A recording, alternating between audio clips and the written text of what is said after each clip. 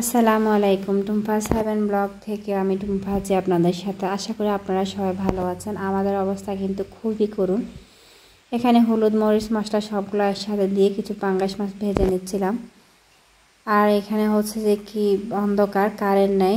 এরপর হচ্ছে যে কি এখানে কিচেনের অবস্থা, আমি ফ্রিজটা সরাই নিয়েছি। আর হচ্ছে এখানে খাটের যে লেপ তোশকগুলা আছে সবগুলা উপরে উঠাই রাখছি। ওয়াশিং মেশিনটা বাইর করে উপরে উঠাই রাখছি। আর এখানে অন্য অন্য জিনিসপত্র যেগুলা মেশিন আছে, একটা আমার আইফিএসের মেশিন, সেটা উপরে উঠাই রাখছি। লেপ তোশক যতটুকু ফাটতেছে উপরে উঠাই রাখছি। এখানে খাটের ভিতর যে কাঁথা কম্বল ছিল সবগুলো ওই যে ফ্রিজটা একটু ইট দিছি, ইটের উপর রাখছি। তার ভিতর হচ্ছে যে এখানে টেবিলটা দিয়ে টেবিলের উপরে লেপ তোশকগুলো রাখছে। আসলে হয়েছে যে কি আমাদের এখানে গত কয়েকদিন যাবৎ খুবই বৃষ্টি হচ্ছে। তারপর নাকি এখানে হচ্ছে বাঁধ এরিয়া, কোথাও নাকি বাঁধের সমস্যা হচ্ছে। তো পানিটা উপর থেকে বৃষ্টি হচ্ছে, বাইরে বাঁধের সমস্যার কারণে এদিকে শুধু আস্তে আস্তে পানি উঠতেছে।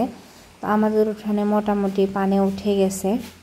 তো এই যে পানিটা অনেকটাই কানা কানা ভর্তি। তো আমরা সবাই চিন্তা করছি যে আমরা এগুলো গুছাই রাখি, আশ্রমে চলে যাব।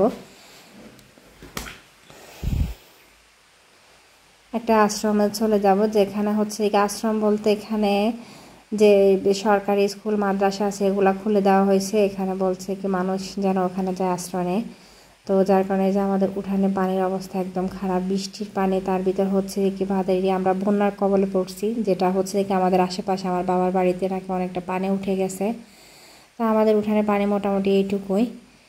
তো এটা হচ্ছে আগের দিনের ভিডিও। আর এখন এখানে আমি যে মাছটা রান্না করছি, দুপুরে আমরা কি খাইছি না খাইছি, কি খাবো, চতুর্দিক থেকে শুধু খবর শুনতেছি। কেউ কোথাও, আমার বোনটা একটা মাদ্রাসা গেছে, সেখানে যায় না, কেউ আটকা পড়ে গেছে। বোনের ছেলে কোনো খবর পাচ্ছি না। তার ভিতর হচ্ছে কি মায়ের বাড়িতেও পানি উঠে গেছে। নিজের বাড়িতে ওঠার অবস্থা, সকালে কিছু পিঠা বানাইছিলাম, সেগুলো খাই নাই। ভাবলাম ওইখানে গেলে হয়তো কি খাবার পাই না পাই, বা বাচ্চারা আছে, তো যাতে অন্তত শুকনো রুটি থাকলে খেতে পারি। তো একটা বক্সে করে কয়টা ভাত আর হচ্ছে যে মাছটা ভাজি করেছিলাম একটু খাইছি, আর একটু নিয়ে নিয়েছি। এই যে কিছু ব্যাগ ট্যাগ গোছা নিছে, হালকা একটু ল্যাপ কম্বল হচ্ছে থেকে গোছা নিছে। আর যেগুলো গোছাইতে পারি না সেগুলো এরকম এই যে সোফাগুলো সব খুলে ফেলছি, খুলে উপরে উঠাই রাখছি। সোফার কুশনগুলো শোকেজের উপরে উঠাই রাখছি। ঘরের এক নাজেহাল অবস্থা, খুবই করুণ অবস্থায় আছি আমরা, বিপদগ্রস্ত অবস্থায়। এখন আমাদের এখানে বিদ্যুৎও নাই, তার ভিতর হচ্ছে ভয়াবহ অবস্থার ভিতরে দিন যাচ্ছে। আমরা যেখানে গিয়েছিলাম ওইখানে মাদ্রাসা আমরা এরকম একটা রুম পাইছি, তবে আমি যখন গেছি তখন কোনো মানুষ ছিল না। পরে এখানে প্রত্যেকটা রুমে 5 থেকে 6 পরিবার, 30-40 জন করে মানুষ ছিল।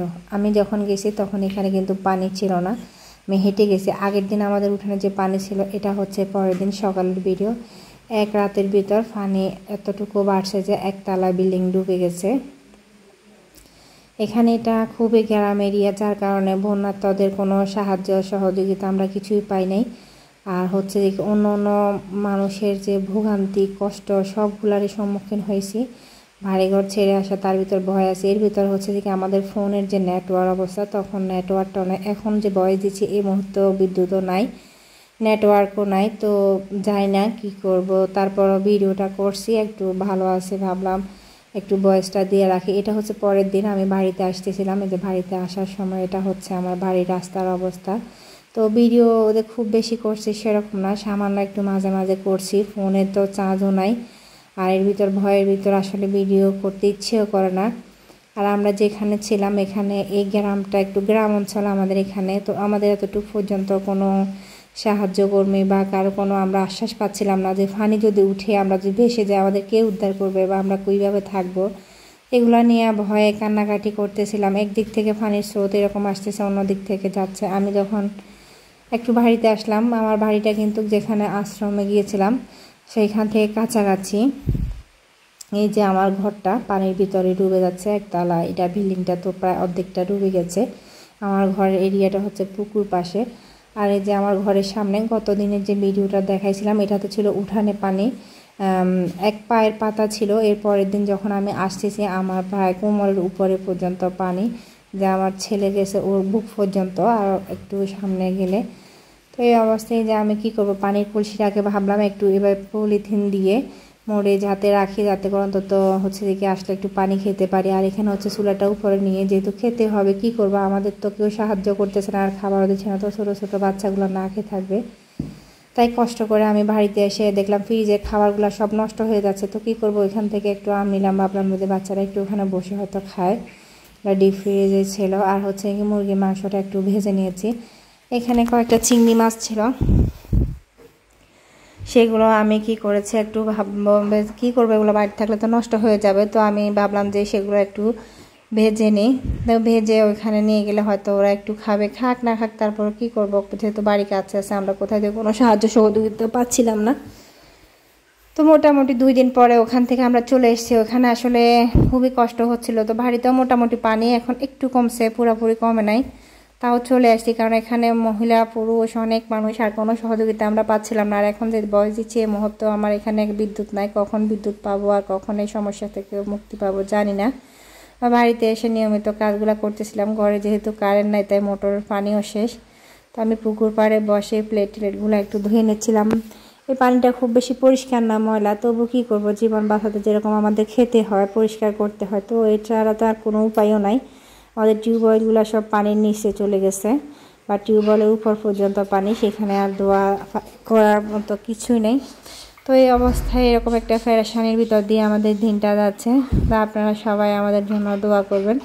আসলে আমরা এমন একটা এলাকা থেকে বন্যার কবলে পড়ছি যেখানে আমরা কোনো সহযোগিতা পাই নাই, মানসিকভাবে কেউ কোনো সাহসও দেয় নাই। তো সব কিছু মিলাই আমাদের অবস্থা খুবই খারাপ যাচ্ছিল দিনগুলা। এর ভিতরে ফোনের নেটওয়ার্ক নাই, কোনো আত্মীয় স্বজন কেউ কারো খোঁজ খবর নিতে পারছিলাম না, কে বেঁচে আছে, কে মারা গেছে, নাকি কেউ কোথায় আছে। আল্লাহ যেন সবাইকে হেফাজত করেন। কোথায় কে কী অবস্থা আছে খোঁজ খবর নিতে পারছিলাম না, এটা ভেবেই আরও হচ্ছে যে অনেকটা খারাপ লাগছিল। আর ওখানে যেহেতু নিজেরা কোনো খাবার টাবারও পাচ্ছিলাম না, থাকাটাকেও অসুবিধা, অনেক মানুষ ভিড় করতেছে। তো আমার বাড়ির মেঝেতে পানি এখনও ওঠে নাই, তো একটু কম আছে, ভাবলাম পানি যদি একটু আস্তে আস্তে নামে, যার মনে হচ্ছে পানিটা আস্তে আস্তে নামবে, তো সেই কারণে আমি চলে এসেছি, কষ্ট করে হলো একটু এখানে থাকি। তো ভিডিওটা ভয়েস দিয়ে রাখতেছি, দেখি যদি কখনো নেট কানেকশান পাই আপনাদের সাথে শেয়ার করব হয়তো ইনশাআল্লাহ।